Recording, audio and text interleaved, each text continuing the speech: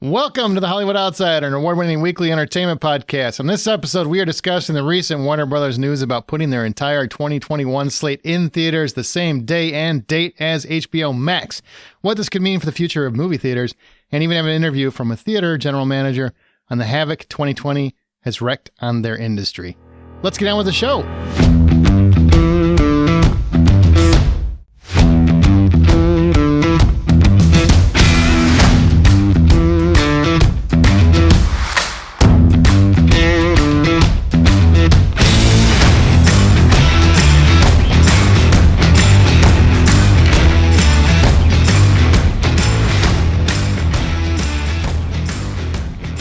My name is Aaron Peterson. Joining me today are my fellow host, John Davenport.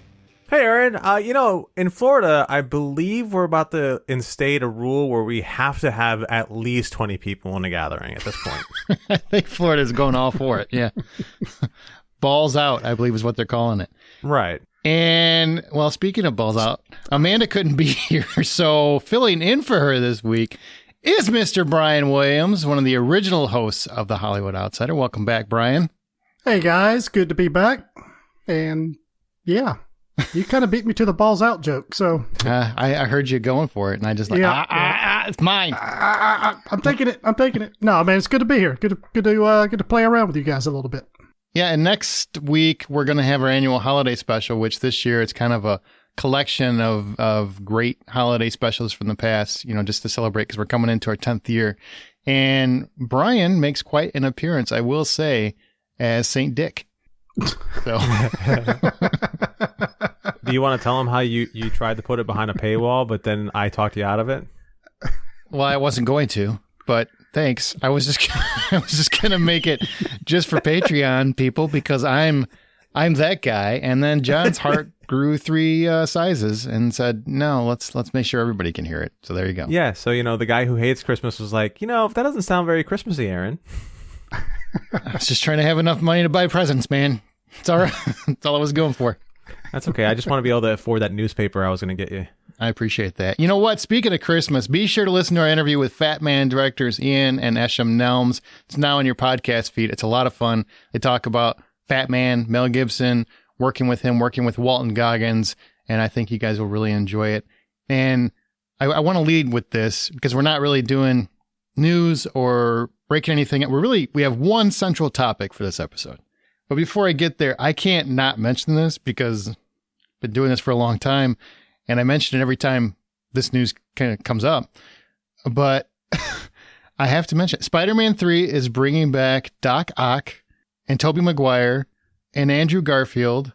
So the Marvel Cinematic Universe is definitely branching off into the multiverse, Spider-Verse, whatever. I kind of want all the Uncle Bens to return, but that's another point that I'm sure nobody wants to hear right now. Is that exciting for you guys? Do you want to see all the Spider-Mans come together in one movie? No. No. Why not? I think we already got this movie with the Spider-Verse movie. What was it? Which Spider-Man is that? It was literally Into the Spider-Verse. Enter the Spider-Verse, yeah. But I'm forgetting the Spider-Man's names. Miles Morales. Miles Morales. There we go. So we got that with Miles Morales' cartoon movie, which is actually, if you haven't seen it yet, shame on you because it's one of the best comic book movies ever made, in my opinion. Mm-hmm.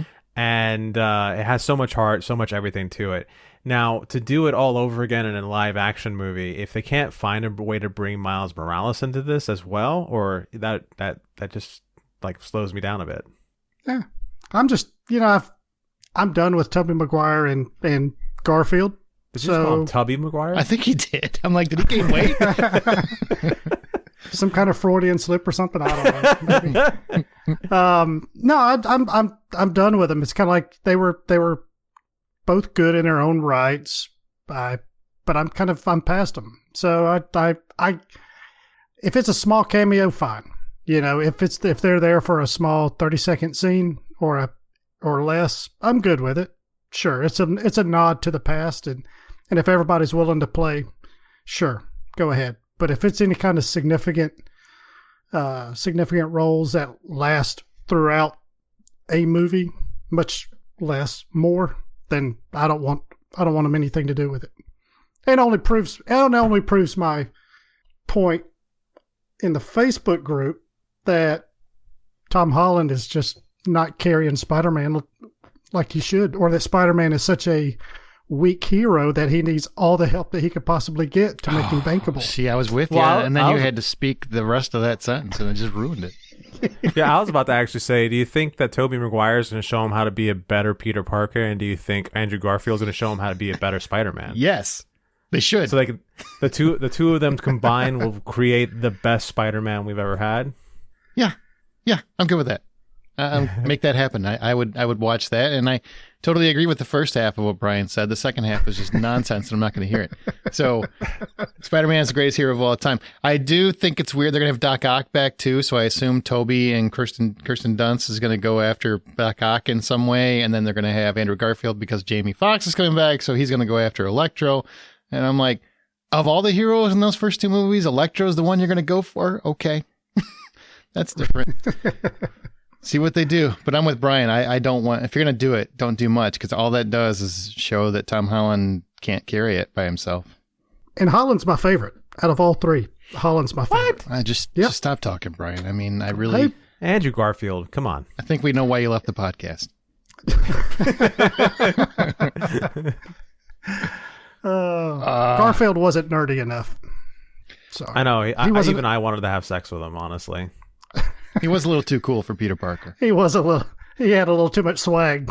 Yeah, I looked at him, I was like, yeah, he could totally get it.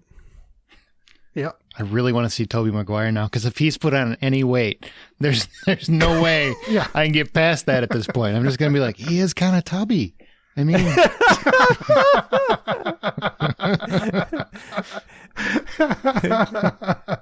He's going to be exactly the Jake Johnson Spider-Man from Into the Spider-Verse. Just like kind of out of shape, still kind of climbing walls, but not really doing it enthusiastically. MJ has left him on the side of the road somewhere.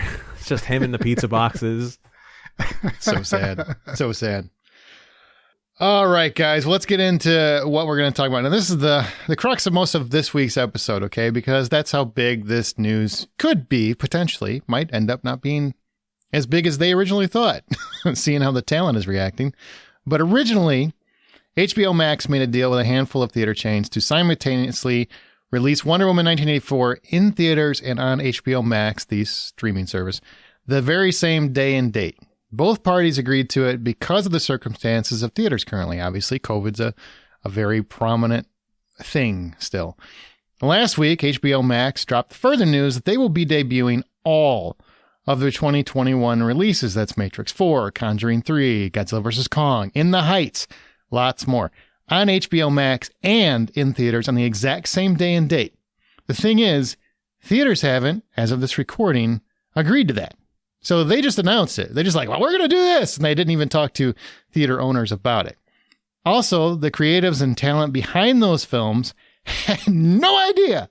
They were told 30 minutes before this was announced, so they didn't know. So there's a lot of people whose entire financial package is based on how much business it does in the theater. So obviously there's some issues there, as well as many of the creators were very, very upset because they wanted the theatrical experience. That's why they made the deal with Warner Brothers. That's all they wanted to do. Okay, so Christopher Nolan, I think, even called... I know, he even called HBO Max the worst streaming service over this. Like, he's that pissed. And I know some people were like, well, he's an egomaniac, which is fair. But on the same token, I get where he's coming from. I mean, if you make a deal and they change the terms of that deal, that would upset some people. Now, currently, HBO Max is stating that this is only for 1 year due to COVID. But the internet is already reacting as if this is the new way to do things. So let's get into this, because theaters are upset. Talent is upset. HBO Max is super excited. But what were your initial reactions when you first heard this news? I'm going to be pretty honest in that no lie. My initial reflex was, this is pretty great. Wait, say that again, because I can't decide if you're going to stay on this show or not. between my Spider-Man comments and your honesty, I'm just done. It's a one-man show after tonight. What do you mean after tonight, Brian? You want to go hang out and play video games or something? We can Let's go do it. that. Hey, Let's go. He's obviously got it from here. So. He obviously doesn't need us. All right, fair. I should allow other points of view. Whatever. Continue. You were all for. Why did you think it was great? Why were you excited about it? Well, from from my point of view, as I made the joke of earlier, Florida's in a weird place when it comes to COVID, and I really hate going a lot of places because it's such a weird place when it comes to COVID. So, understanding that yes, we have a virus coming out, not a virus, but a no, the virus. We're having another virus coming out. It's gonna be great. It's gonna premiere in 3 months. It's lasting longer than the Friday the 13th franchise. Right. we COVID in space. We have a vaccine coming out, and I realize that in 3 to 6 months, where a lot of people are going to be vaccinated. Hopefully, this is Florida. You never can tell. And sure, in 3 to 6 months, we'll be able to start going to the theater pretty freely. At the same time, up until that point, it's still going to be kind of scary because it's my only couple of theater experiences through COVID were kind of scary to me. So, yeah, that's why I was kind of excited about this. For me, it was just kind of, I don't know. I just kind of went past the initial shock and, oh my God, this is the end of theaters. The sky is falling stuff straight to what is this going to do down the road? You know, there's going to be a lot of initial reactions. There's going to be a lot of deals being struck. There's going to be maybe some other studios are going to kind of do a lot like you see in sports. You see one team doing something. There's, a lot of teams kind of do the copycat type of thing. So, will other studios do something similar? So, maybe this goes away in 6 months. Maybe this lasts all the way through 2021. Maybe it goes further. I don't think it's as bad as what the doomsayers are saying right now at the time of recording. However, there's bound to be some permanent changes made in the next 6 months, 9 months, maybe a year. That will last for quite a while. Yeah, I mean, I feel very differently about this than I did the AMC Universal deal because I thought that was a little crazy at the time, but I kind of understood it. This one, I didn't understand. Like, just because I know the theatrical business so well, and I know the home video business so well, and I know how those metrics work and how the finances work, and it blew my mind. It's just like, did they not do math here? I don't understand. I mean, the math does not check out for blockbusters. I mean, it checks out for mid-range films, no problem, but when you start talking blockbusters and how they're $200 million movies and then $200 million of marketing, everybody just goes strictly by the budget. It's never that simple. It's always double. So originally I was just like blown away by that. Then I launched into angry because I feel like I've been defending theaters for the last 7 months for some reason. And then you get people that are, as soon as you say, I don't like this, I don't like what the potential impact could be on theaters and theater owners and theater employees, you get the blowback because there's many people who rightfully enjoy the comfort of their couch and that's all they want. And I'm just like, that's fine, but I don't. So I want to support the theater business. And so they jump at me and then it's like this so we're just basically internet fighting, which goes nowhere. It's a pointless exercise. I don't know why you do it and I don't know why I do it.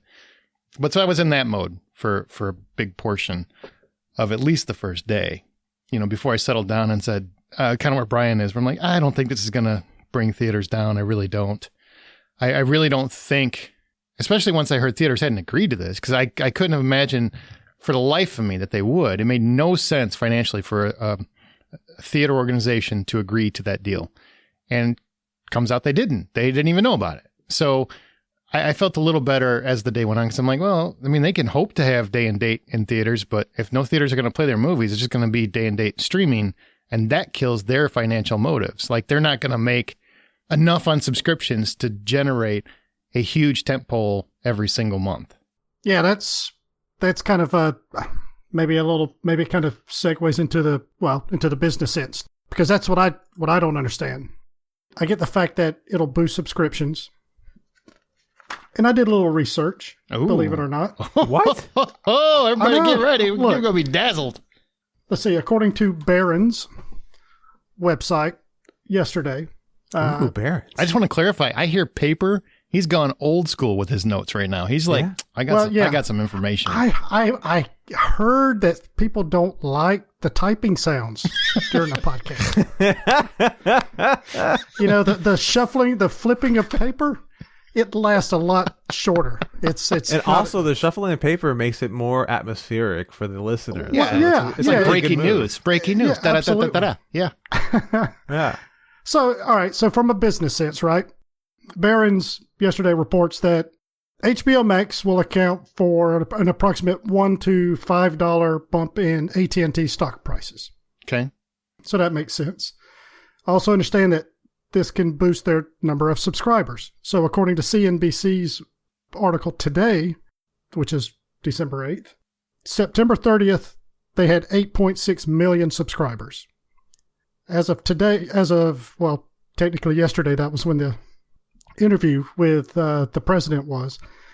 It was up to 12.6 million. Mm-hmm. So they Oh, gained damn. 4 million in, 2 months? Mm-hmm. Well, it's actually faster than that because just a couple of days ago, there was a report that said that they were at 9 million subscribers. Their goal is to have 50 million subscribers by 2025. They launched Right. in May of this year. So that you're looking at 7 months. They're already basically 25% of the way there. This move obviously will boost their subscribers pretty rapidly. So it's just a matter of hanging on to them after 2021. So all of that makes sense. I just don't understand why. And I guess to your point to where you said all these metrics and how all that stuff works. So it actually makes me feel a little bit better that you don't understand it either. I don't. Yeah. Where you've got, I see the benefits of this move. I just don't see the sacrifice, because what do you have to lose if you wait, just say 2 weeks, forget the 17 days, just say, all right, you know what, 2 weeks after this comes out, we'll have it on HBO Max. What's wrong with that? Because you're still making money. Well, part of what their argument right now is why they're doing it is because a direct quote from the head of Warner Brothers, they're trying to develop a unique consumer-focused distribution model as opposed to trying to work through all the other distribution models they've been working through the years. So whether that's a fancy way of saying we just want to go directly to our users so we can build up our subscriptions, or whether it's, hey, we don't need those guys, let's show you how it's really done kind of thing, I don't know. But yeah, this is a personal opinion. I mean, I have some numbers to back it up, but I don't have enough where I would say that this is definitely why. But I agree with what you're saying is that they're trying to force some hands is what I'm getting. Really, in terms of how Universal approached things, because if you remember when Trolls came out, shortly after, they said they were going to do the same thing. They alluded to it. And then they said, yeah, that's not what we meant. It is totally what they meant. They meant day and date is what they were looking to do in the future. And AMC and other theater chains revolted against that. And then suddenly, about a month later or 3 weeks later, whatever the number was, they came out with a deal for the 17-day window where they're going to, basically theaters will have an exclusive right to it for 17 days. And then after that, it can go on video on demand or Blu-ray or whatever. And, actually the theater chains will even get a little bit of a cut of that. Now, to me, that says that HBO Max is trying to do a very similar thing, which is, even though we're using the COVID as cover, we're just doing this for COVID. You're planning a whole year out for COVID? That feels like a stretch. But, as after this year has been the way it has, I mean, you could make that argument and probably carry some weight. There's a little bit of validity to that. Sure. yeah. But it feels very much to me like a similar situation where they were using that because they didn't confirm with theaters. They didn't confer with theaters. They didn't confer with talent. It feels like this is a move because they feel like they have theaters in a position where they have to make an adjustment. They want to get a similar adjustment to what Universal got, but probably hope for a better deal because they think they've got a better slate. So if we announce we've got the whole slate, we're going to do that. And you can either come with us theaters and reap the benefits in the theaters, or make a deal with us and maybe we can do that 2 weeks or whatever the window might be. That's what I feel like it's coming across as. Just because of, especially now that because we gave this topic time, we wanted to actually give it time for more information to come out before we just did an instant podcast like so many were, and they've already got so much stuff wrong. We wanted to give it time so we knew what was going on. And talent didn't know. They're all pissed about this. Theaters didn't know. They're all pissed about this. And now theaters are saying we're going to we put out urgent talks to Warner Brothers. So it seems to me like this was possibly what their plan was originally and initially was we're going to jumpstart some talks for closing those exclusivity windows because we're tired of this 90-day, 45-day thing. We want it to be a couple weeks tops.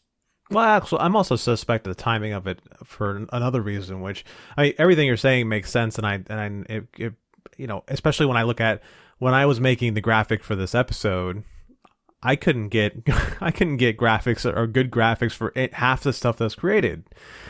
Half the stuff that's in the slate is still either in some level of production or hasn't completely started production or something. So you can't even get good graphics or like a movie poster to create the background graphics. So I kind of take that plus what you're saying and say there's probably a lot of truth to it. Also, what's coming up this week, which we're recording this on December 8th. On Thursday of this week, this is a Tuesday, the December 8th is the 10th. That's the quarterly meeting for Disney, where Disney announces a bunch of what they're going to be doing. And I wouldn't be surprised if Warner Brothers wanted to beat Disney to the table on this, because if Disney were the ones to sit there and say, okay, we're going to go ahead and do this before Warner Brothers, Universal's a good company, but they're not as big as Warner Brothers, and neither one of them are nearly as big as Disney. So they possibly wanted to beat Disney to the table as far as forcing the hand of a conversation before Disney does more or less the exact same thing. No, interesting. I don't know what the advantage is of going first with that news, though. To me, it's almost would be better to go second, where you don't get as much backlash. Disney can probably come in and strong arm some sort of deal and say, we want this kind of treatment, and we don't want you to be able to give anybody else this sort of treatment. And if Warner Brothers beats them to at least getting some sort of agreement before this, it's like that's kind of I see what you're saying. All right, yeah. All right. And Disney I think they have the weight of the world, and they've got a lot of stuff. And probably by the time you hear this, they might have already announced whatever they're going to do. And they're definitely going to do something. I mean, Disney's not one to sit on their laurels, and they've got to make their investors happy with no theme parks, no movie. I mean, they're going to do something. I just don't know if they're going to do this because Radio Disney just got shut down today. I know, it's very sad, right? Yeah. So if you used to listen to Radio Disney, listen to Hollywood Outsider instead. It's better. Yeah, we're better. Less kid friendly. Fuck them. But here's one thing, like from a business perspective, Brian, like you were talking about. If you're talking about $150, $200 million tentpole movies, that's basically, you need 15 to 20 million subscriptions a month just to pay for one of those a month, right? Because when you're thinking of budget and marketing, just for one of them. Yeah, exactly. That's why I'm saying it doesn't make sense. It doesn't. I mean, now some people have said, well, they've got TV shows that cost like 10 or 15, and like the premiere ones cost 10 or 15 million an episode. Most of them do not. So that's a fallacy. That's not accurate. Yeah, that's a very, very small percentage of the shows that are being produced out there. Exactly. I mean, Netflix is notorious for not paying tons of money for shows that aren't extremely popular. And I understand that users that say this way, like everyone wins, it's just not true, because theaters have zero advantage here in this scenario. Too many people would just have like this viewing party at home or torrent the movie rather than go to the theater.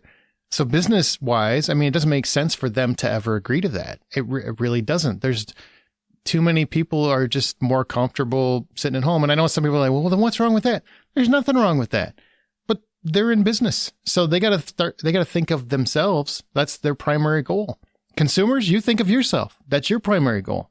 But theaters have to think of themselves. And for them, the 2-week window, which you're going to hear from a theater general manager later, and he'll kind of explain that the first 2 weeks are really where it matters for theaters. If they keep that exclusive, I don't think most theater chains are going to complain. Like, that feels like where we're headed. That feels like when people are talking about the future of the business, that feels more like the future. Putting a day and date feels like you just don't care about the theatrical experience at all, to me. And I want to say, like, streaming is definitely an aspect of the future. It's amazing to me that people don't see that. It's definitely an aspect. It's here, thanks Netflix. But as much as people who love this idea want to proclaim that theaters were dying, that's not true. The numbers completely disagree with that. And you can keep telling me that until you're stone cold dead in the face. It's not accurate. The numbers, the U.S. box office has topped $11 billion every single year since 2015, very consistently.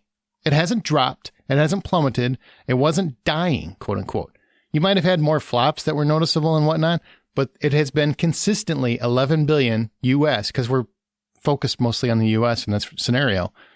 U.S., it has remained consistently. Globally, it's through the roof. So theatrical is through the roof globally. It doesn't make any sense to make that argument. Theaters are not dying. It's just been a year that nobody could have anticipated. And it feels like studios are kind of using that to their advantage, and that's what business does. So you can't really fault them for that to some degree. Yeah, I mean, in crisis, there's opportunity. And right. And just like, as a consumer, hey, I'm more concerned about my budget, my family, that kind of stuff. And if I can watch a brand new release for $15, one charge of $15 per month versus let's say a family of 4, you're looking at $60 just for tickets.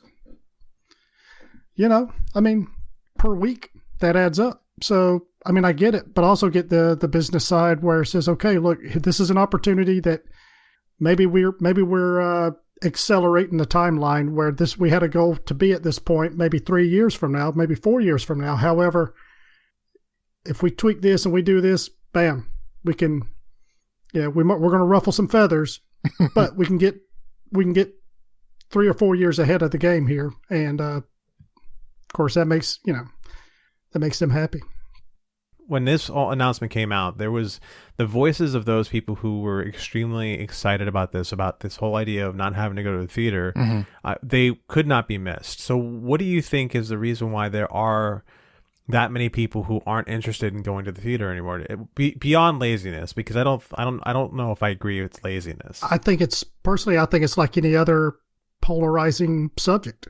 I think you got a very loud minority of people that feel a certain way, and some, and they're going to just rant and rave, and they're much more vocal about it than the average person who maybe just reads the headline but doesn't really grasp what the article's about.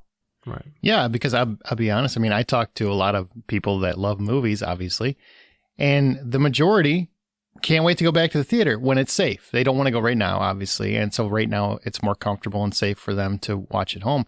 But I can't tell you how many are like, man, as soon as theaters are open and I feel good about it, even though I still think they're safe, but whatever. Contact tracing, who needs that? It's those people are saying they're gonna go. And when I rented out a theater for the Conjuring party, when I had people come to the theater to watch the Conjuring safely, safe distance, mask, the whole thing. There were people that had been very excited about streaming stuff from home, and they came out and they loved it. They were just happy to be back in a theater again. So I'm with Brian. I think it's a very vocal minority, but just like anything else, as soon as something goes in their favor that they hear, they get very vocal. They get very excited, like, ha ha, and it's a whole finger pointing, gotcha right. thing. Told you, me. Yeah. I kind of sit in the middle of that. I love going to the theater. I love staying at home and watching stuff at home. I don't really. The only times where I start to display a preference is like what kind of theater experience I'm having. Now, of course, I live in Florida, so I never know what's going to happen when I go to the theater. When I go to the average theater, because the average theater here in Florida is you can't really. Distinguished from the dollar theater. They're about the same exact theater, only one smells a little bit less like urine than the other. And well, to be fair, me and Aaron have both been with you to your theater of choice, and yeah, I mean that was great, wasn't it? It's like Ruth's Chris of movie theaters. It was fantastic. It's a little ridiculous, really. I mean, it really is. It's a bit much, but it's nice. The waiter had like 15 watches, and we didn't know why he had 15 watches on his arm. Waiter. And listeners, that statement alone should have give you the full picture. The waiter at this movie theater. Right. But like once the maitre d' showed us in, I mean, it was fine after that. Cloth napkins, actual silverware. Guy wiped my ass, and I don't know why. I wasn't sweaty. It was weird, but he did. But all that being said, you guys make fun of my favorite theater all you want. I wasn't making fun of it. I was just explaining that you obviously make more than us. Yes, you have higher standards in your cinematic experience than we do. I do have higher standards in my cinematic experience. Hello, I do expect. Boys, would you like to go see Spider-Man today? Okay, thank you. Hey, you know what? When I start a movie and the waiter takes my order and says, "Now, do you want another beer brought to you 45 minutes into the movie?" No, I want 2 more beers brought to me 45 minutes into the movie, sir. And he says, "That'll be easy for me to handle." And I say, "Thank you very much for bringing me my beer." But this goes to truffles. like with truffles and like fries that are truffled and everything. They're fantastic. John, Chef kiss let's get to your point. Let's get to your point, because all you're doing is making me feel like you're picking down on the poor people again. I'm not picking on the poor people, but my point is that I don't want to worry too much about what could happen to the theater experience, because in this whole little exercise we just went through, we just talked about one of the great things that could happen to the theater experience, where it can actually evolve to something more than just cafeteria level bullshit. Sure. And become more of a greater experience. I think that's where I think if the theater wants to be better than the home experience, they need to do something like that. I mean, I think they already are better, but that's a point for another day. Let's talk about why theater specifically should or shouldn't, speaking of your segue, should or shouldn't agree to day and date simultaneous releases, and if they should be open to renegotiating the windows to begin with. And theaters, just to explain real quick, theaters require exclusive rights to a film to show it in their theater before the film moves to home video, on demand, Blu-ray, DVD, whatever. Typically, it's been 90 days in the past, but like I said, recently AMC and Cinemark Theaters struck that deal with Universal to shorten that window to 17 days. And the theater chain will also get a cut of the digital revenues in that deal to compensate for the shortened windows. So in terms of should be renegotiating those windows, why should this be a thing? Why should this be the future, in your opinion? People's attention spans are getting shorter and shorter, and to be able to capitalize on a movie's release and then for it to be released on demand or on video, one of those things, the window being shorter would be greater, because again, there's just so much coming at us at one time. I think that the ability to basically shotgun a movie into our head at the movie theater, and then that movie coming out 2 weeks later where we can either have it on our hand or have it on VOD, they're likely to make a lot more money off of it. Is anyone concerned about the fact that we as a world are becoming, I want it now? Yeah. Yes. Yeah, absolutely. I mean, let me introduce you to 2020. Have you met? Yeah. I don't know. I don't know if they should. I kind of like the idea that the movie is out for a few weeks or so before it's widely accessible on your phones and Apple TVs or Roku's or whatever, or VOD. That being said, I read in one of those like 30 articles that you sent. So good job on procuring all of that stuff. They just turned into one article in my head, so I don't even know what I read anymore. I wanted there were to be certain informed. keywords that like I would skip down 1 or 2 paragraphs on, because you see the same thing kind of being repeated after I don't a know while. why Scooby-Doo's in there. But in one of them there was an idea, I guess, basically doing kind of a performance-based timeline. Like if it's doing well, it stays in the theater longer. If it's a kind of more of a flop, then they've got the option of pulling it and trying to capitalize on video on demand. And I like that idea. To utilizing the marketing dollars. Right. Yeah. And that, to me, that's that seems to help out both parties, because if the theater isn't obligated to keep playing this piece of crap movie that's not, some whatever. I mean, whatever. So they're not obligated to keep playing it and wasting screens, that kind of stuff. And the studio can, they can try to milk out whatever money they can elsewhere. And I kind of like that idea. So I don't know why something like that can't be worked out for 2021.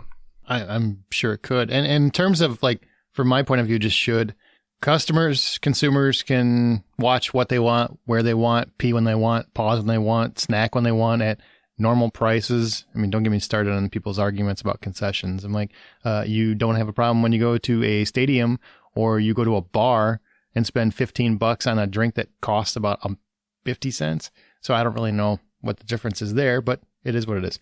So you can do all those things. That's the should version. So what is your shouldn't? Why shouldn't they make that deal? Do you have anything for that, John?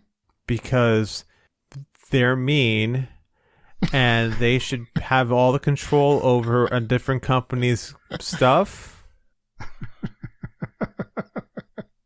All right, Brian, what do you got? Unfortunately, not a whole lot more. I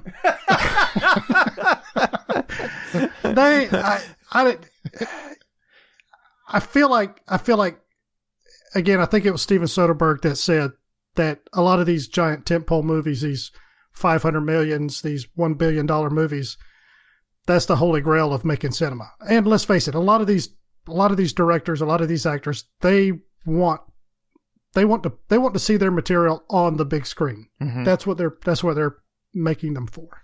They're not making them necessarily to be consumed at home. So there is a certain amount of leverage that the theaters have, because sooner or later people are going to start coming back, and they will come back, much like the travel industry. Absolutely. They will be back. And so I think there is, short term, there's not much ground for them to stand on, but they do need to work out something that does benefit them, because they shouldn't allow themselves to be just railroaded by the studios. Because if for whatever reason they decided to close up shop in the studios, all they had to do was release it on video or on video on demand, they would be losing a ton of money over the next, decade. Absolutely. So shouldn't, I mean, what you just said, so I don't need to repeat that. And also there is a report from CNBC that Warner Brothers CEO John Stankey, that's how I'm going to refer to him. Stanky leg. He has it high on his list to have ads be introduced to HBO Max in the second quarter of 2021. I'm going to go ahead and assume maybe at a lower tier, but we don't know that for sure. And many people close to this position that he has have said this could kill the platform. And I find that interesting, because the only way I could see it killing a platform is if it was part of the paid tier. And I'll tell you what, bitches, I ain't going back to commercials. I ain't doing it. No. Nope. As much as I enjoy my HBO Max subscription, if I started dealing with commercials on a regular basis, I'm out. Yep. I am so out. Yep. I'll be like, Wonder Who? Nope. I'll buy it. It's fine. I'll watch that, but of course you will.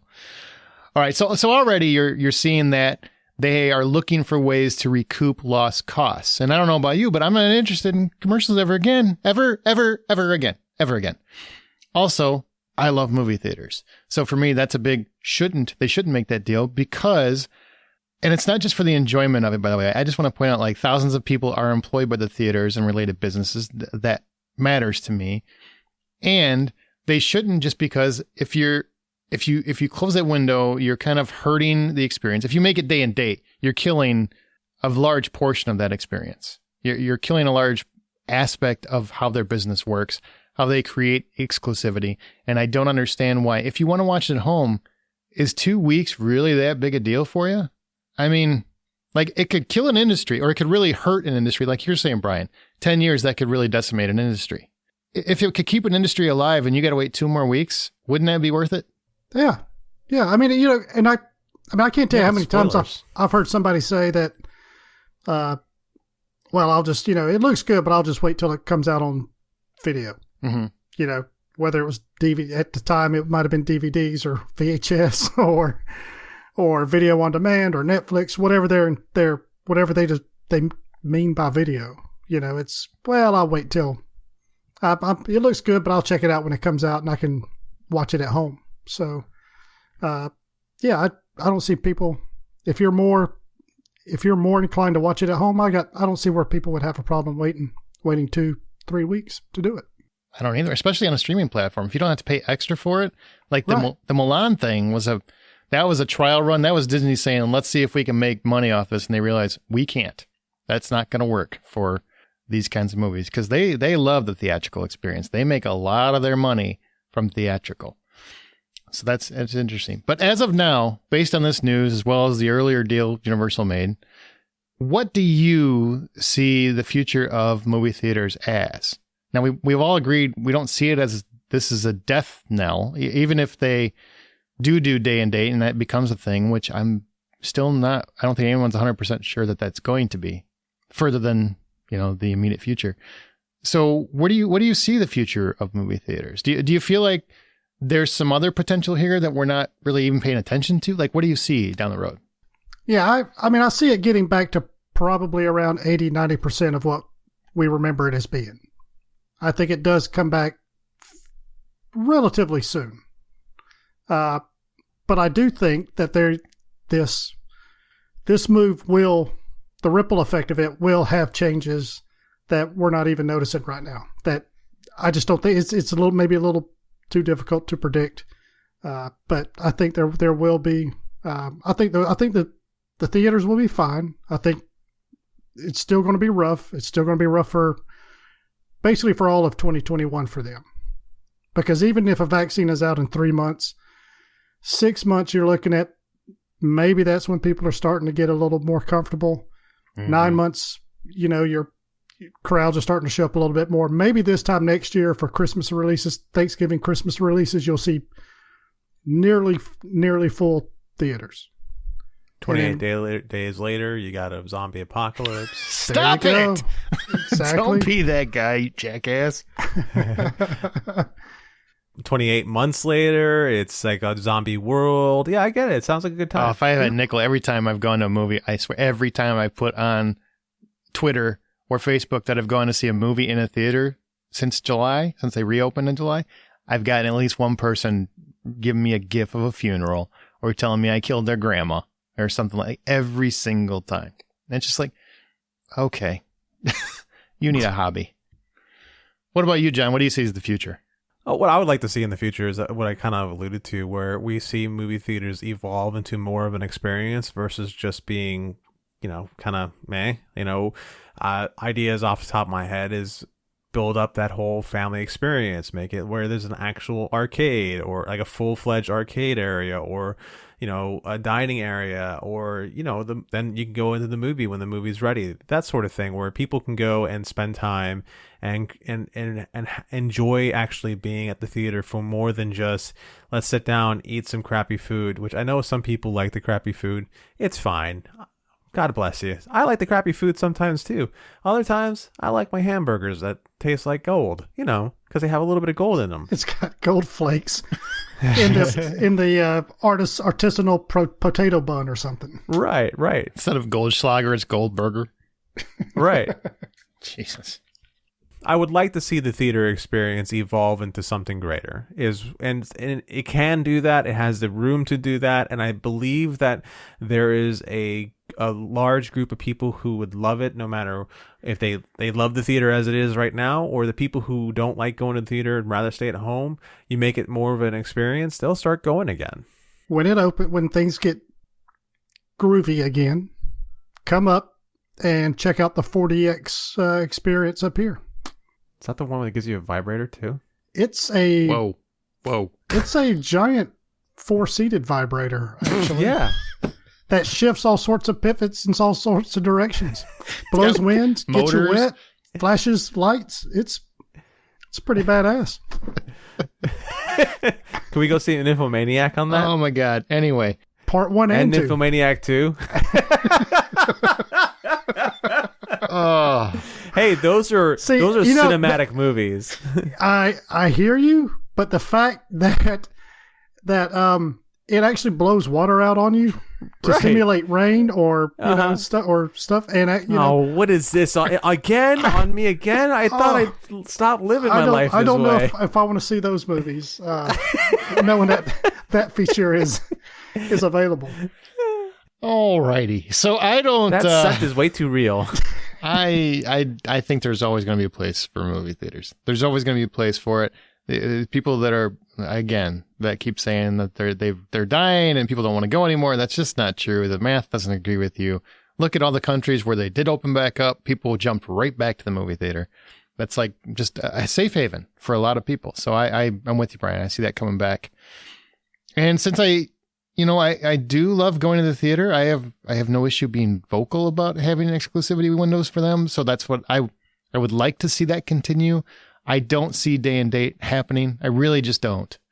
I see shortening to 2 weeks, 3 weeks, something like that, maybe a month.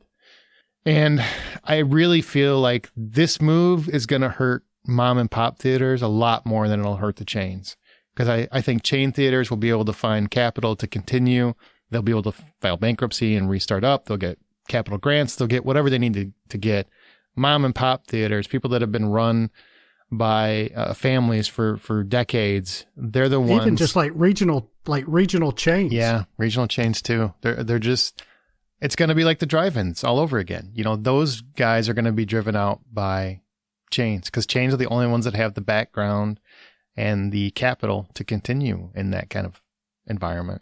That's the sad part to me. I'm a big fan of that. I love small business and being able to. I mean, that was like the dream when I was a kid, right? Like if you couldn't make movies, you wanted to, for me anyway, you wanted to open a theater and, have people come enjoy the magic in your theater. And I've never enjoyed the magic on my couch the way some people do. I'm not knocking them. I just haven't. So what do you make of all the fans of home viewing championing the fall of movie theaters as a whole? I think some of them need to calm down. I think they should just take the win where they can, which is, hey, you're going to be able to watch things at home, as opposed to be like, burn the movie theaters. We don't need them. We still need them.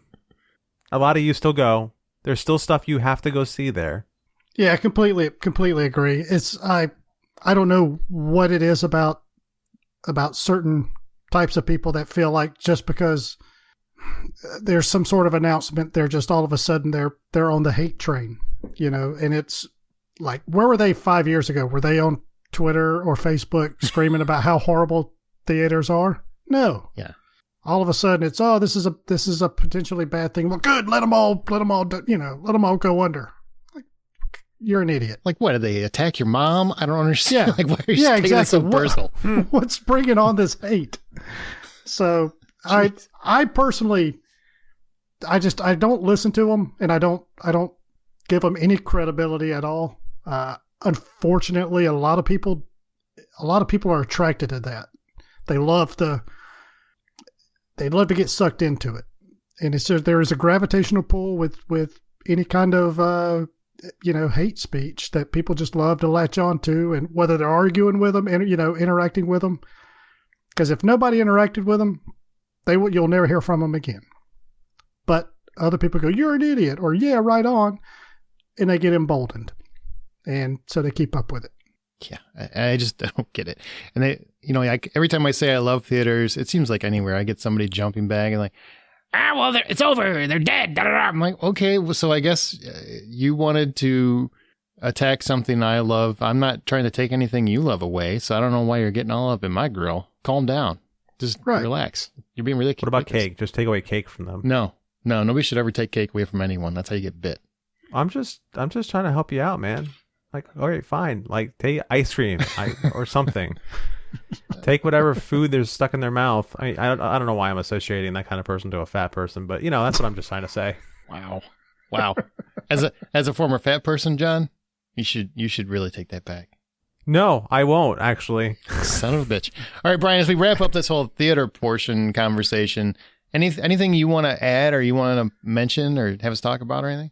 Honestly, I actually had like 3 different questions, and I think we've actually covered all 3 of them, unfortunately. Wow, excellent. You mean we actually had a good conversation? I think so. Yeah.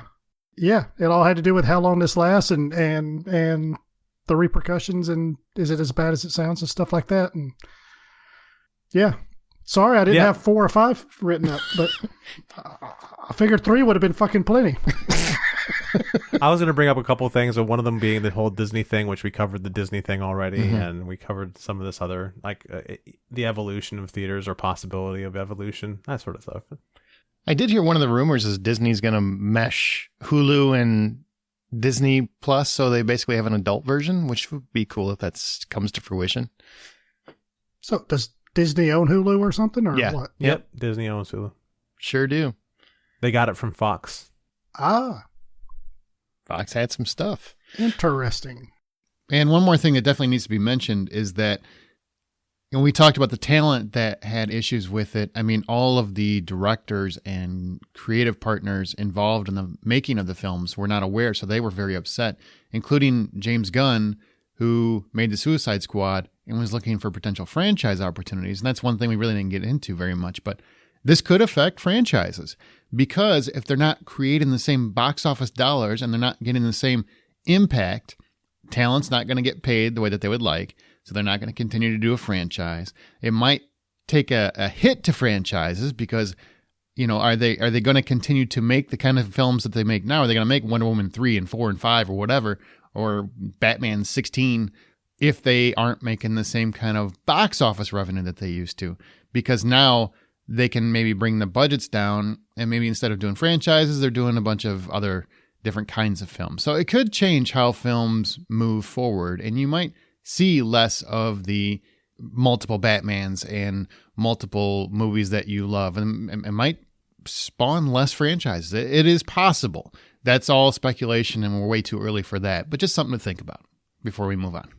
All right, well, we're going to take you to an interview right now. I wanted to bring you all some thoughts from theaters themselves on COVID, on 2020, on the HBO Max deal, the Universal deal, on safety in theaters. So I secured an interview with the general manager of a theater who wishes to remain anonymous. You're going to hear a little bit of a distortion, but that's mostly because our budget isn't the same as CNN's.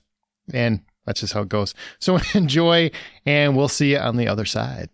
Okay, so I am here with general manager of one of our theater chains. Prefer to remain anonymous. We're going to go by Lance Gerbish. Because why not? Lance, that is your real name. I kind of want to go through what the year's been like for people that actually run a movie theater. So when you initially were told it's time to shut down, if I remember correctly, you were all for it. You're like, whatever it takes for the health of the people, right? I mean, how did theaters prepare for that?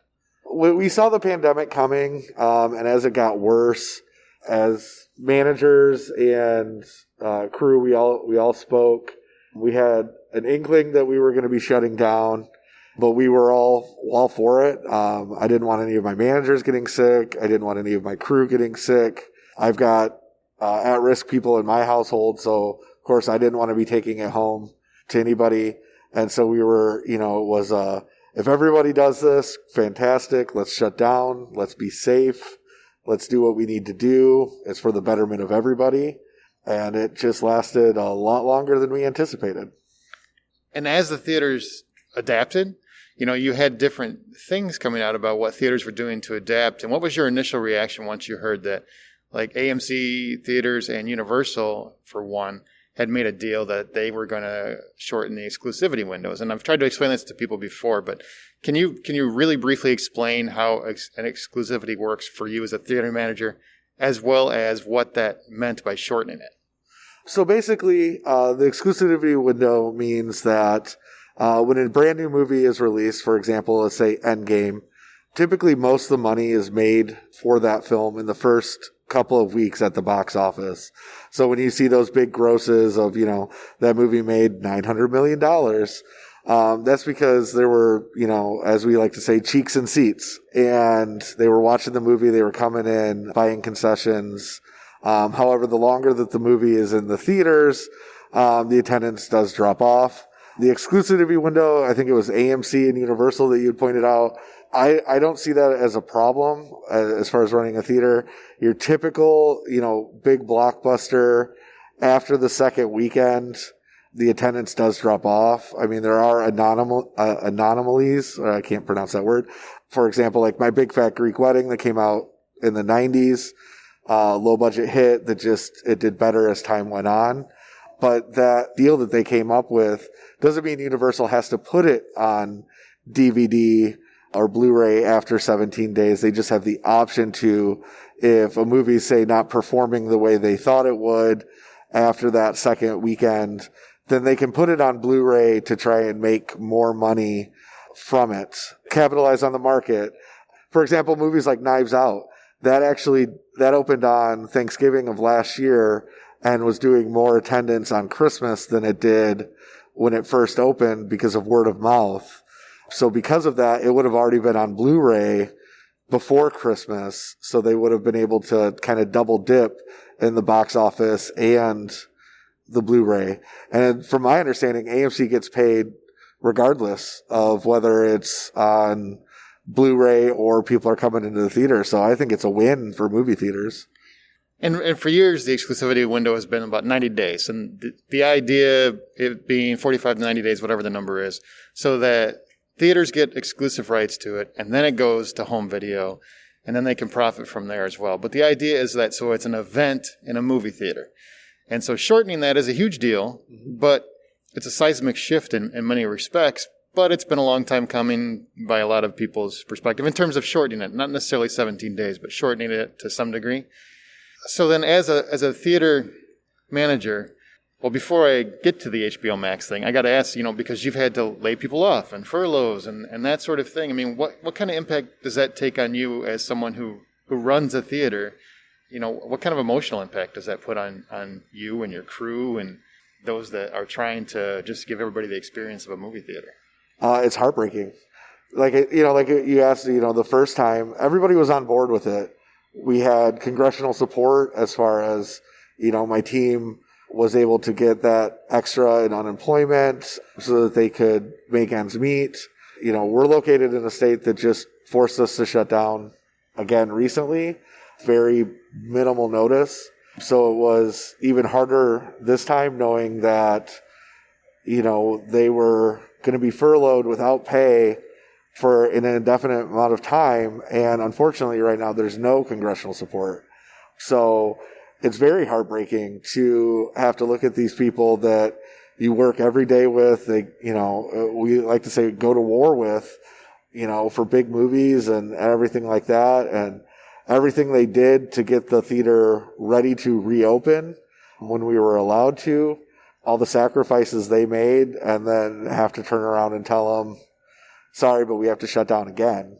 It's heartbreaking. It's hard to be positive. Like we're going into Christmas, which is typically our busiest season of the year. Movie theaters typically make 25% of their annual income between December 20th and January 3rd for the entire year. And we're going to be closed down. So I don't know. I hope my staff is healthy. I hope my managers are healthy. I hope they're able to make it, and I hope they all come back. But I also understand that they got families, they've got households that they need to help, and I just am wishing them the best and hope that we can show movies again.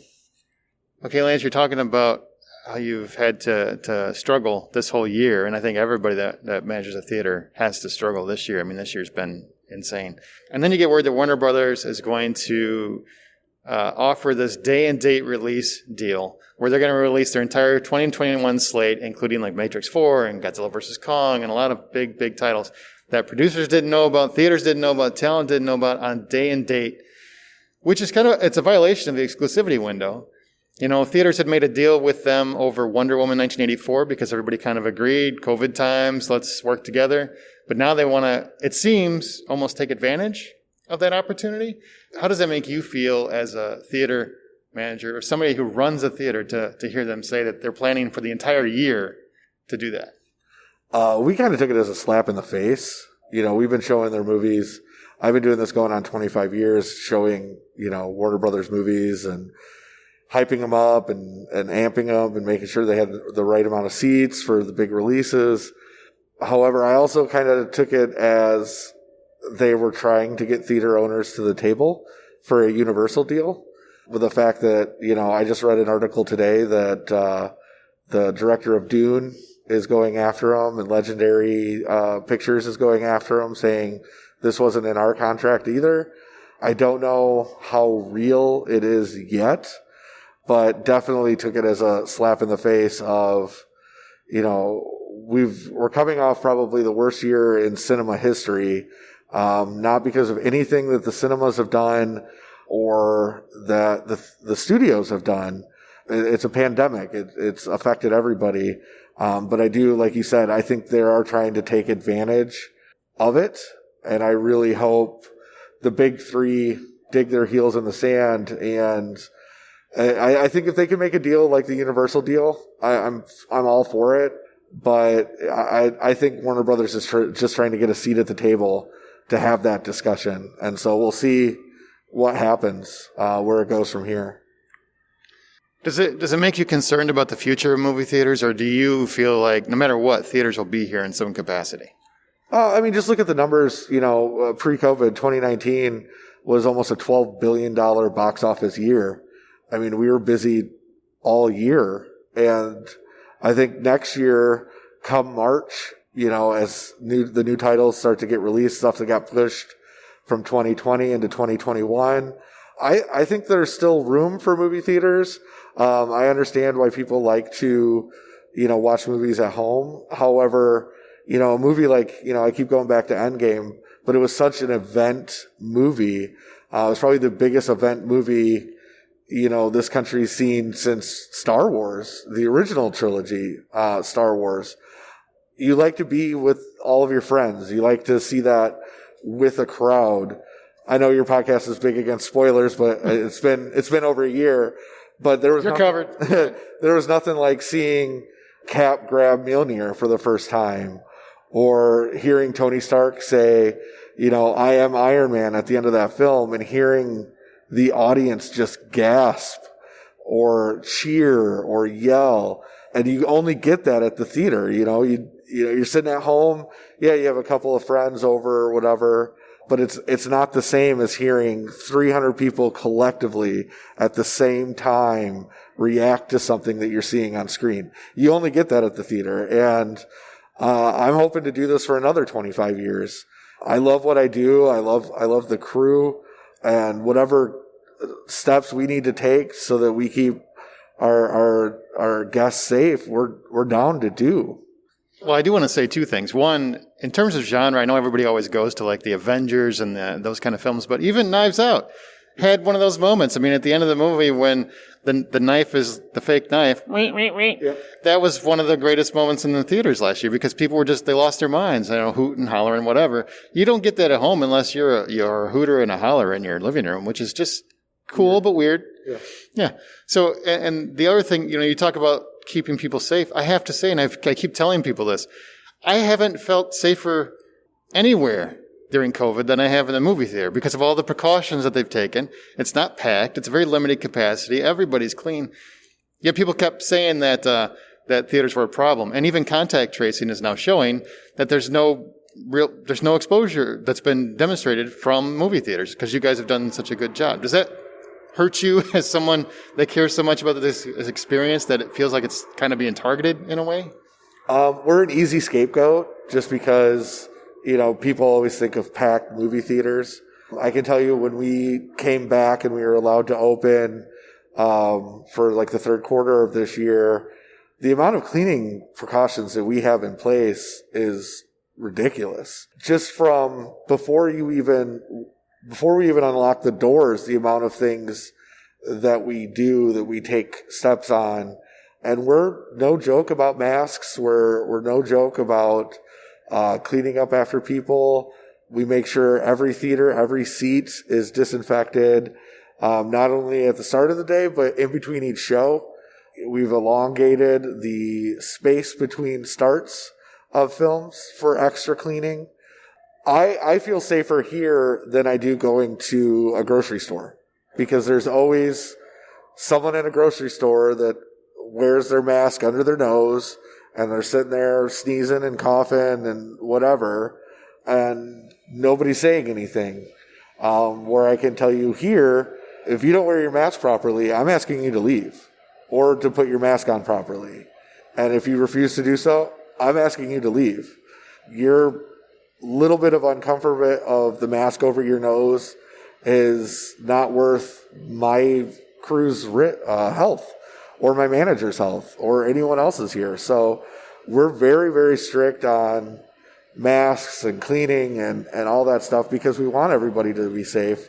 We didn't want to be the cause of an outbreak. And like you said, Aaron, there's been nothing traced back to movie theaters. So I haven't heard of one case coming out of the theaters. Well, thanks for everything you do. I plan on spending most of my year in 2021 here, no matter what Warner Brothers decides to do. And I think that might change because it sounds like they're getting a little pushback now.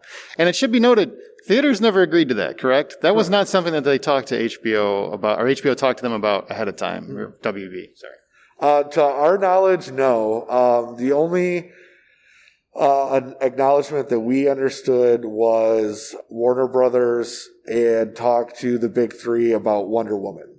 Like you said, that was an anonymous, I can't say that word. Just isolated incident. Isolated incident. A one-off, it was the same thing. The big three never got upset about Trolls or Scoob because movie theaters were forced to close.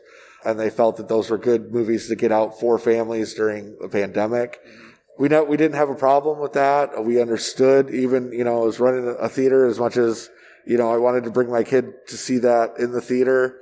Understood. There's no way to do that. But, going forward, like I said, come March, the vaccine's supposed to be out. It's warmer weather. Hopefully, we could make it till there. And I think 2021 is going to be a very busy time at the theaters. People are going to want to get out of their house. They're going to want to see these movies. People have now waited 12 years for Black Widow. I think we're going to have a good year, and that's what I'm hoping for. So, well, thanks for what you do. Not a problem. Okay, guys, our show is independently funded. Therefore, all of the expenses are from our own pockets, and Patreon helps fans support their favorite podcasts. And once you do sign up for Patreon, you get immediate access to all the content in your respective tier. If you want to join up and help The Hollywood Outsider in 2021, patreon.com/The Hollywood Outsider. That's patreon.com/The Hollywood Outsider. And as this is our last regular episode of the year, we're going to have our holiday episode next week and then our Wonder Woman episode after Christmas. We wanted to give a shout out to some Patreon supporters that are hanging with us as we turn to 2021. So thank you to Courtney, Paula, Troy, Zachary, Scott, Jenny, Manuel, Johan, Stefan, Wayne, Nate, Amy, Jim, Tams, Christina, Amy, Andy, Mandy, Laura, Thomas, Justina, Chris, Stanley, Jennifer, Tommy, Brandon, Jose, Angelina, Brian, not this Brian, Stefan, not Stefan, and that's it. Thank you so much, guys. We really do appreciate it. I just want to give everybody a shout out. Thanks, guys. Oof. Okay, we're going to close this show up, but we've got two things left. Recent thoughts or recommendations of anything? Brian, you haven't been here in a while. Is there anything recently you watched that you want to mention? I don't know what I just watched New Mutants the other day. I don't know what y'all's take on it was. It was not terrible at all. It was very okay. All right. Well, I'm glad we kind of agree. I felt like it was like cutting the crust off of bread. Like it missed, like it kind of started like right in the middle of, like you kind of walked in like 15 minutes into a movie and you're kind of like, all right, I got this figured out what's going on. It was just like the middle of a movie. It needed a beginning, a little bit of working into it, and it needed a little bit more at the end. But other than that, honestly, I thought it was pretty good. Yeah, I mean, it tried to be a scary movie for comic books, but then got sanitized. Yeah, I felt it could have been a little scarier too, but overall, I thought I was kind of pleasantly surprised. Thank God you're here, because this is very important. I've had to just talk a little bit, but these guys don't understand what I'm talking about, okay? I've got family from down south. You're from the south. Charlie obviously Heaton's accent. Was it not the most ridiculous piece of acting you've seen in a long time? Whose? Charlie Heaton. He was Charlie Heaton. The hillbilly accent in New Mutants. Cannonball. Cannonball. Yeah. That was pretty bad. That was assault on everything. That was so offensive. I was Well, offended. yeah, And I'm not really and Southern. you know, I'm very picky about Southern accents in movies Yeah. because a lot of them are a little bit too embellished. Over the top. Yeah, a little too gone with the windy. Yeah. Yes, ma'am. Oh, well, fiddle dee dee. Well, you know, as I understand it, according to that show on HBO with Nicole Kidman, The Undoing. The Undoing, apparently she falls in and out of an American accent a lot. What is? Where did those connect to the Charlie Heaton and New Mutants? You're just connecting accents. Just a bad accent. Just bad kind of accents. thing. Okay. All right. I mean, I thought we were on a thing here. Like, Well, I feel like you were on a thing. I don't think we were invited. He was sticking with the movie. You were on a thing. It's I was on a thing for bad accents. You know who else has a bad accent? That's where I was. Okay. All right. What about you, John? Anything recommendations you want to mention? You know, on a whim, I started watching Stargirl on HBO Max because, you know, eventually I'm going to have to get rid of HBO Max because it's going to piss me off and give me commercials. But I thought I'd get the best out of it to begin with. And I started watching Stargirl, which I was like, you know, this is not going to be for me. I'm not going to really enjoy it. I was wrong. It's a lot of fun. And the use of every little bit of that DC comic lore that they're throwing into there has been pretty great. So, Stargirl. It's pretty great. I watched David Fincher's Netflix drama about 1930s Hollywood that is seen through the eyes of critic and alcoholic screenwriter Herman J. Mankiewicz as he races to finish the screenplay for Orson Welles' Citizen Kane. And that movie is called Mank. And I feel like this is going to be the Roma of the rest of the year. It's going to be one of those movies where critics rave about. And I'm a critic. I'm not on that train. So I'm not with those critics. They're on their own. They can take their own caboose. But it's going to be that. I'm not with them. No, I'm not. But it's going to be one of those movies where everybody's telling you it should be Best Picture and everything else. And I'm going to tell you, no, it should not. It 100% should not. This is a movie, and I love David Fincher. Artistically, it's dazzling. Really captures that 30s and 40s feel. Look at the films. I know, Brian, you love those. You would love the look and feel of this. John, go watch. You'd love to turn it off. Yeah, you would turn it off, definitely.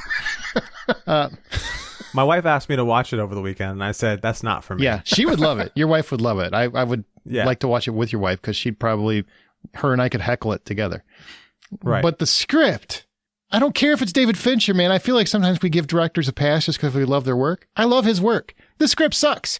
It's so meandering and uneven and disjointed, and it's almost frustrating. We're going for the Citizen Kane vibe. Cool. I can understand that movie. Can't understand this one. I just don't. I enjoy Citizen Kane to a degree. I don't think it's as great as best movie ever made, but it's a quality film. It's quality made film. I get the acclaim.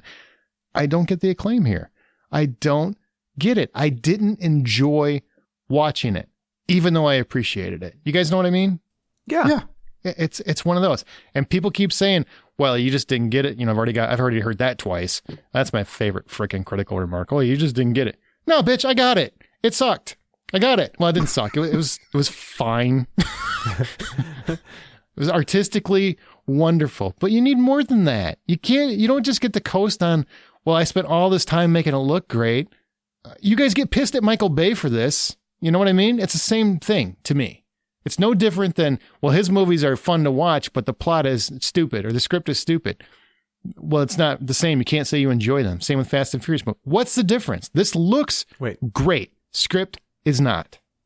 Are there boobs in Mank? I can't Well, remember. they're great if there are. So. I don't know what that does for you. I don't know what that has to do with the quality of the film, but then again, I remember it does elevate it. Yeah. According to John, I heard earlier about his 4DX dream experience. Yeah, I remember. Wait, what do you mean mine? I was just asking, never mind.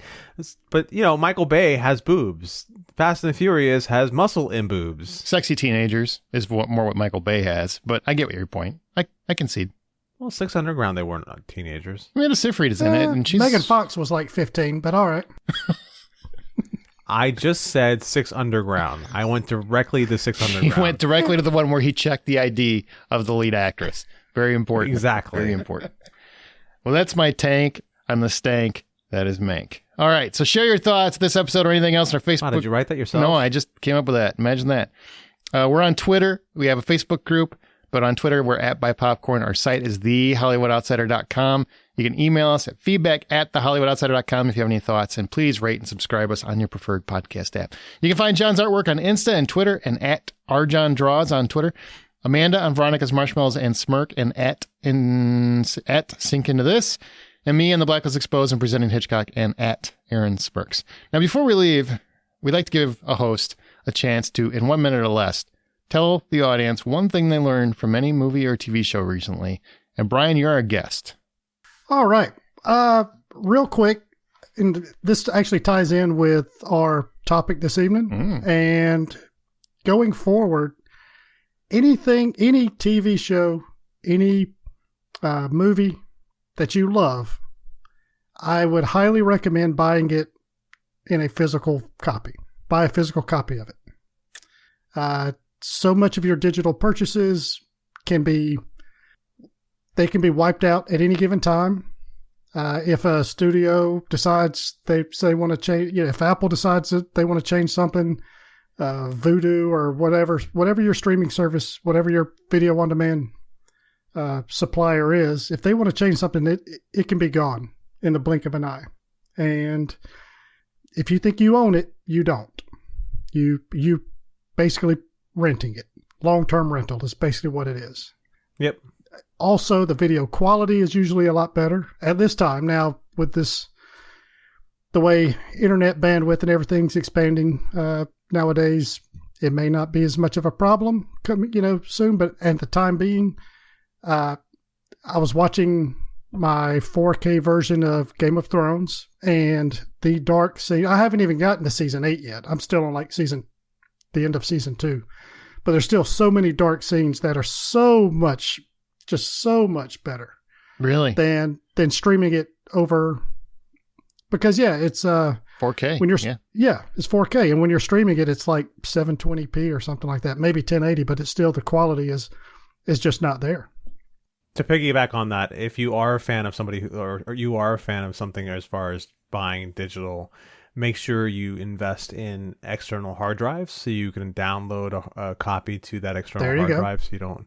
That way, as long as you have a copy of it downloaded to your personal hard drive at any given time, you can always play it again. There you go. That's it's a good tip as well. So great tip. Great point. I was meaning to ask you about that when we were talking recommendations, because I knew you got that big fancy 4K Game of Thrones set. It is so pretty. It is so pretty. It's basically, I think it's the same, because I've got the first few seasons or so of when they were coming out. I think they were on Blu-ray. So things like the menus, it's still a little clunky to navigate. So I don't think they didn't do anything to change that. But actually watching it, it is beautiful. Want to hear a horror story? Most people don't. I know this. No. So my brother got me the Game of Thrones 4K last year for Christmas for season 8. So I don't have the whole series, just season 8, maybe season 7. I can't remember for sure, but season 8. And I was so excited because you and I talked about this, Brian. The Long Night is one of my favorite episodes of TV ever. Yeah. But on TV, streaming it, like you said, doesn't look fantastic. It's hard to see in a lot of spots. Well, now I had the proper lighting. So I'm watching these things. I'm like barreling through the episodes just to get to The Long Night because I love that episode. I don't care what the haters have to say. Write me. Don't give a shit. Love that season. And when I get to The Long Night, my disc doesn't work. And it wasn't like at the beginning. It was like right in the middle when things are really amping up and I'm all into it. And I'm like, and it stutters. It stutters. I had to switch to the Blu-ray because they come with both. They come with a 4K and a Blu-ray. And I had to switch I still have to get it replaced, but it was such a sad heartbreak. I'm like, that's the only episode I cared about. The rest of them, Blu-ray is fine. This one, I wanted 4K all the way, but I had to have that one imperfection that caused me a little problem. That's frustrating. Oh, yeah. For sure. Definitely. I feel for you. That did not sound genuine at all. That sounded like just... I'm sorry. I feel for you so much. Better. So much. Better. All right. Well, that's going to do for this episode. Thanks again, Brian, for coming by. Really appreciate it. Always a pleasure. John. Aaron. You're here. All right. So that's going to do it for this episode of The Hollywood Outsider. And remember that the next time you want to spit in Warner Brothers' face and go to a theater, whenever, buy popcorn.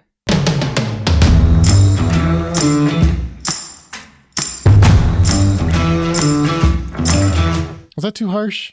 I don't care. I mean, That was too clunky. It wasn't too harsh. Yeah, that didn't work. That was terrible. It was. Next time you want to really make somebody mad and to get disgruntled and then kind of maybe like complain to their wife when they get home, you might want to buy popcorn at the movie theater. I hate you. Next time you want to end an episode of this podcast, go fuck yourself. Unfortunately, there are times during a conversation where Absolutely. I get it. maybe somebody brings something up and you're like, oh shit, I remember seeing this, but I don't exactly. Let me double check it. Yeah, let me double check. I want to make sure I'm right. Yeah, it wasn't check that. my It sources. was full on. I'm writing a book, and I just happened to be on a podcast at the same time. Yeah. I would do the same thing as far as, hey, let me check my sources real quick. Unfortunately, I have a mechanical keyboard, and it's like clickety clack, clack, clack, clack, clack, clack, clack, Yeah. and he would kill me for that. That's why I got to use my phone because mine's the same way. One. Are we topic. going to get in a fight? That's my only question. Is there anything worth fighting over? Yeah, I don't think it's. I mean, I'll be angry and outwardly, not at you guys though. You can have whatever opinion you want. Yeah, but right now I can't tell the difference. I'm angry at the people that keep encouraging, or they want the whole theater system to collapse, and it's like those are the only people I'm mad at because it's like if you want that, that's fine, but I want the whole thing to collapse. Why am I talking about it now? I should be on the podcast. It's just like there's thousands of people that have jobs and support families and stuff. I just think that's a dick thing to wish for. Hey, Aaron, this is Aaron, and this is the Hollywood Outsider Podcast. Let me get through all this stuff real quick. By the way, HBO is going to fuck everything up for everyone. You know what? Let's go. Let's get into it. We're going to jump straight 2/3 into the podcast before we even start. Fucker. You ready, Brian? Fuck you. All right. John, you ready? Fuck you too? Yeah, there we go. I'm in. Here we go. I got to do my little opening. Hang on. That's what she said. What? I was trying to figure out if that works, and I think it does. Yeah. That's all right. That's one of those. It's like the more you think about it, the funnier it gets. Yeah, I mean, I lingers. tried to do it ironically, but there was no ironically about it. It just works too well. You're such a dick dong. All right. I don't know what it meant either. Yeah, Come on, man, you get to this or what? I love it whenever you make up words. Fuck is a dick dong.